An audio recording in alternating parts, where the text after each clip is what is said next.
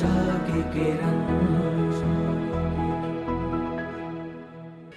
ભરવાડ જ્ઞાતિમાં જન્મેલ બોઘા ભગત, એના દીકરા શાર્દુલ, એને સદગુરુ કૃપાનંદ વગેરે સંતોનો જોગ થઈ ગયો.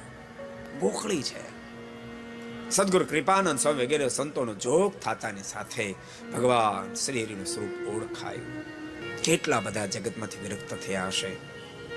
એક દાડો રાત્રિને સમયે ભગવાન સ્વામિનારાયણ શાર્દુલને દર્શન આપ્યા અને કીધું, શાર્દુલ, તારા પિતાશ્રીને પૂછી લે, તને ધામમાં તેડી જાઓ, તારા પિતાશ્રી પરમિશન આપે તો ધામમાં તેડી જાઓ. શાર્દુલ એને પિતાને પૂછ્યા વિના કહી દીધું કે મહારાજ, મને ભરોસો છે મારા પિતાશ્રી ના નહીં કહે, ના પણ તેમ છતાં પૂછ ને.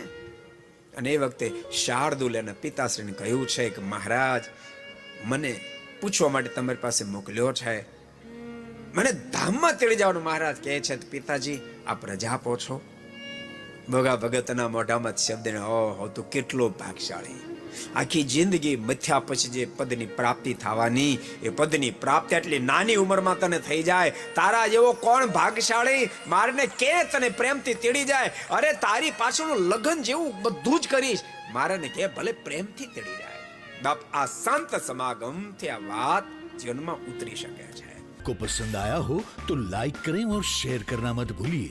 सब्सक्राइब करें सरदार कथा चैनल को और बेल आइकॉन पर क्लिक करना मत भूलिए लेटेस्ट वीडियो सबसे पहले पाने के लिए.